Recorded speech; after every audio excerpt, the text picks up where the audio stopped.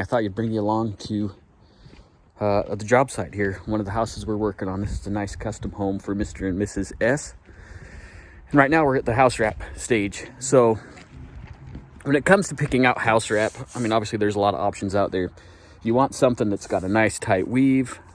You can spend a little bit of money, get Tyvek or something like that. The idea and the purpose of house wrap is, one, we're keeping moisture off of the sheeting of the home, the exterior structure. We want it to be able to reduce airflow, any kind of air movement from in and out, but it still needs to be breathable just in case there's any kind of moisture that gets between the house wrap and the structure. So, and then especially around here, like we get hot summers, cold winters, lots of humidity, lots of dry, and lots of wind in southeast Idaho.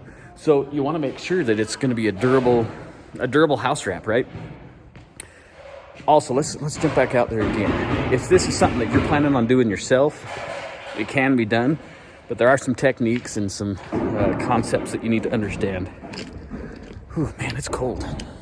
First of all, you want to make sure that you're keeping everything tight, right? These guys are doing a really good job. This is, one of our subcontractors that does this for us. But as you can see, everything's tight. Even inside these corners, they keep stuff nice and tight, and we keep our windows covered. We don't want the installer to cut those window openings out. We still have a little while before our windows get here, so we want to just keep a nice tight structure. It's amazing what some coverings will do to keep the wind and just make it a little bit more comfortable to work, especially in a colder environment. It's a nice idea. Do you need house wrap? That's an argument that's kind of been going on since the inception of house wrap, I guess. I think it's a good practice. Like I say, it just protects your structure while you're waiting for any of your exterior finishes, and it's honestly worth doing. Anyways, it's cold. I'm gonna go get warmed up. Unless you guys want to walk through the house real quick. I mean, you haven't really seen much of this house. So like I say, this is a good size home here in the Idaho Falls area. Whew. We just got a couple of our doors delivered yesterday. Now that the house wrap's going on, I'll be able to install those here, and we can talk about how to properly install doors too. Framing stage here, especially when you get through wintertime, it's really important that you get your structure covered up. We're going to be getting a lot more snow, and then with the snow comes above freezing temperatures, and then at night it drops well below freezing. So we really want to keep the moisture, the weather off this floor as much as possible. You probably saw one of my shorts the other day where I went and sanded all of these plywood joints. Some people think that's a waste of time. I think, we think, as we do that, it's good practice just for the finished product standpoint. We want to make sure we have a nice flat floor for our end finishes. Let's walk downstairs a little bit. Let's go through this furnace room so you can see what's up. Oh man, it is cold. Cold.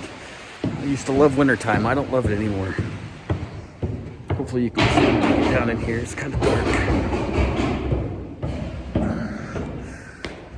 So in this floor, you can see sometimes subs don't clean up after themselves. So the homeowner wanted to maintain a good comfort in the basement. Honestly, it's going to radiate upstairs. This whole floor has radiant heat in it. Let's come in here in the utility room so you can see. Hopefully you can see. So the subcontractor we chose for this, one reason we chose them, and it's really hard to see, I don't have any lights on, is they keep everything nice and tidy. We sheeted these walls so they could put in the boiler, and we'll have a tank and everything in here for the reserve different glycol. It's just little extra steps, a little extra planning to begin with will help you have a better end product. This is going to be a real fun house to trim, and I'm going to be showing you guys some techniques on good ways to do some trim work. Awesome theater room. This is going to be way fun to work on. This is going to be a fantastic home. good size home. It should be a fun project. Anyways, if you're thinking about wrapping your house, it's a good idea, especially if you live where the climate gets hot, cold, windy, and wet, which is pretty much everywhere anymore, right? Anyway, guys, this little quick video, keep you updated. See you soon.